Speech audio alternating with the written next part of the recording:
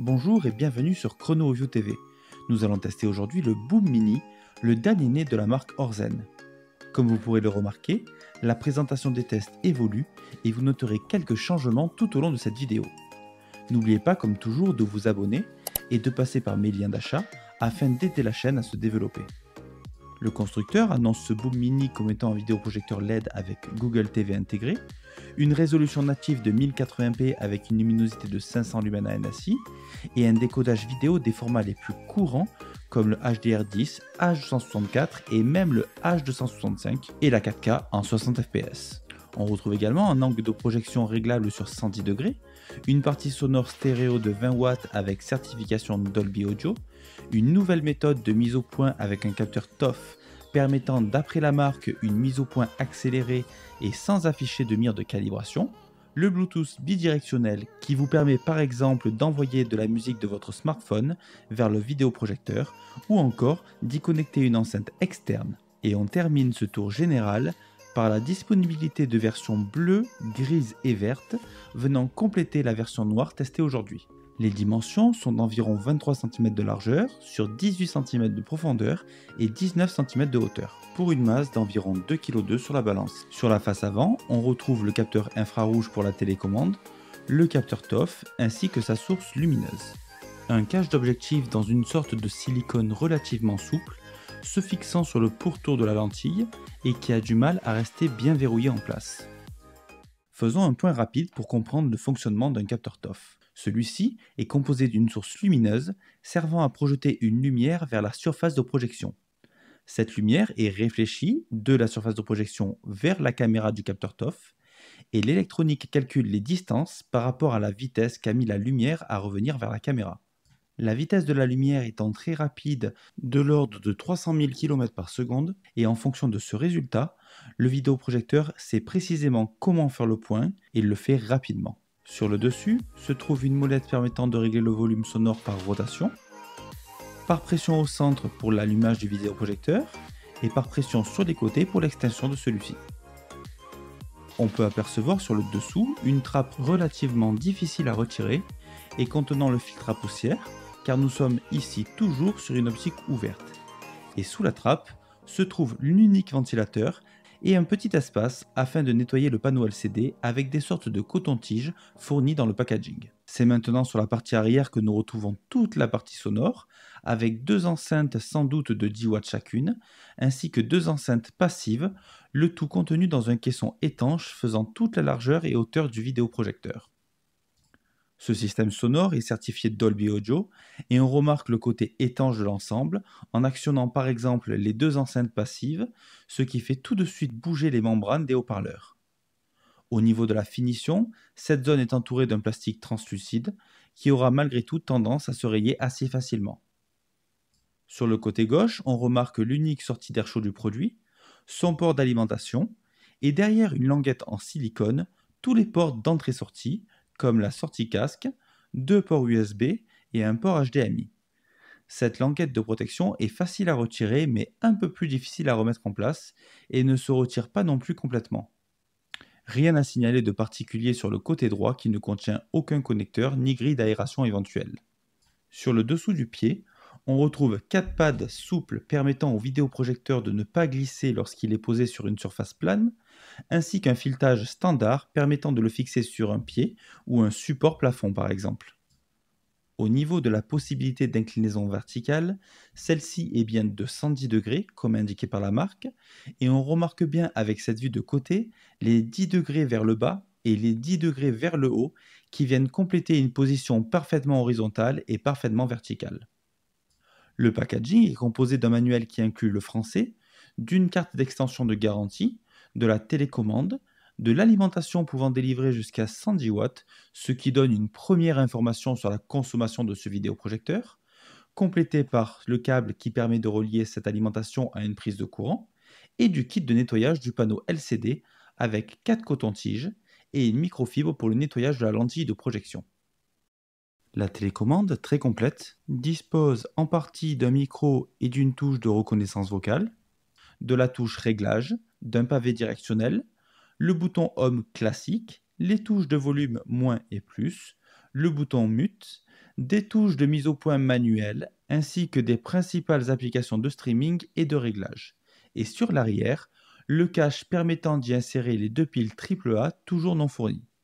Nous sommes donc sur une télécommande très complète et avec une bonne prise en main et bien réalisée. C'est parti pour le test du vidéoprojecteur en conditions réelles.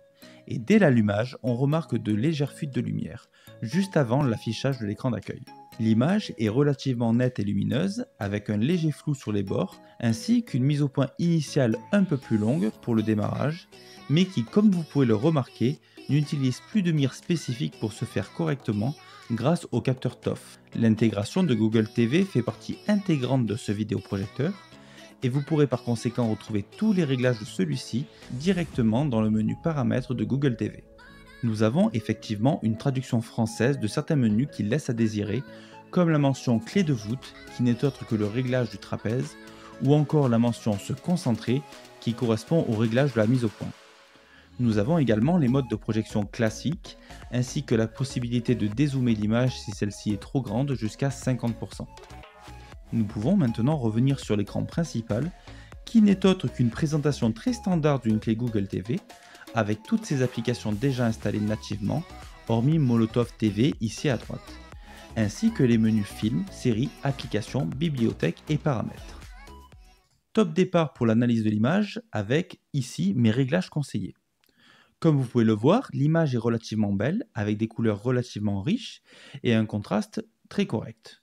En appuyant sur la touche Réglage de la télécommande, nous pouvons en temps réel accéder au menu Images et faire les réglages directement. Je vous conseille par conséquent les réglages suivants: le mode d'image sur utilisateur, la luminosité sur standard ou éco, la luminosité automatique désactivée, une luminosité à 50%, le contraste à 42%, car au-dessus on perd tous les détails dans les zones claires, la saturation à 60% si vous projetez sur un mur blanc et la netteté à 18. Pour ce qui est des paramètres avancés, la température des couleurs sur personnalisé avec -16 en rouge et -16 en bleu, les 4 options suivantes désactivées, un contrôle du contraste élevé ou désactivé si vous préférez un contraste plus doux, les 2 options suivantes désactivées, l'étirement du bleu activé et le niveau de lumière bleue faible désactivé. Passons maintenant au test et réglage de la partie sonore, et comme vous pourrez l'écouter sur cet extrait, le son est vraiment de bonne qualité, avec une bonne présence dans les aigus et médiums, et un léger recul au niveau des basses. La qualité du son s'est nettement améliorée face à l'Orzen ISD1 ou ISD1 Pro, déjà testé sur la chaîne, mais également face au Boom 3 que j'avais pu avoir de manière succincte et dont je n'avais pas eu le temps d'en faire le test. Je vous laisse écouter quelques secondes de musique afin de vous faire une idée du rendu.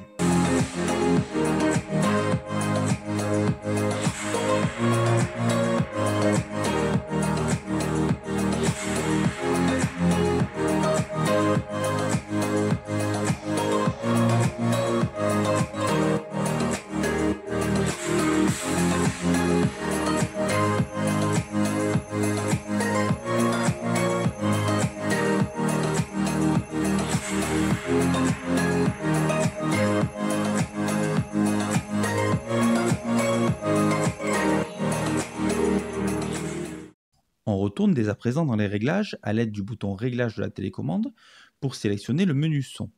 On met donc le mode sur musique avec les basses à 65% et les aigus à 55%. On active le mode Surround et on sélectionne également Surround comme mode downmix. Avec ces réglages, le son me semble plus cohérent sans en faire trop sur les basses ou sur les aigus. Testons maintenant ce vidéoprojecteur en jeu. Et nous allons arriver sur le jeu Zelda Tears of the Kingdom sur Switch, car ma Switch 2 est plutôt destinée à mon salon et je vous avoue que la version Switch 2 de Zelda apporte vraiment une meilleure qualité d'image, avec du HDR et des textures bien plus détaillées, sans compter une résolution plus importante qui réduit considérablement l'effet de marche d'escalier que l'on peut rencontrer dans cette vidéo Switch 1 de Zelda. On remarque ici pas d'input de lag perceptible. Les commandes répondent rapidement, sans ressentir de retard quelconque. Les couleurs en jeu sont belles et l'image est relativement fluide, si on oublie évidemment les 30 fps imposés par la Switch première génération, enfin dans le meilleur des cas sur ce jeu. On en arrive tout de suite à l'analyse de l'image, du son et de la consommation. La consommation est relativement contenue dans les trois modes de luminosité, avec une plage comprise entre 70 et 90 watts environ. La luminosité maximale est de 390 lumens à NSI en mode haute luminosité, soit environ 22% de moins qu'annoncé par le fabricant. Elle est relativement suffisante pour une pièce sombre, et le mode éco sera à privilégier dans le noir total, surtout pour ses nuisances sonores contenues et sa luminosité en retrait. Les nuisances sonores sont cohérentes vis-à-vis de celles annoncées par le constructeur, mais je trouve quand même le vidéoprojecteur assez bruyant en mode normal et haute luminosité, ceci étant principalement dû à ses dimensions très contenues.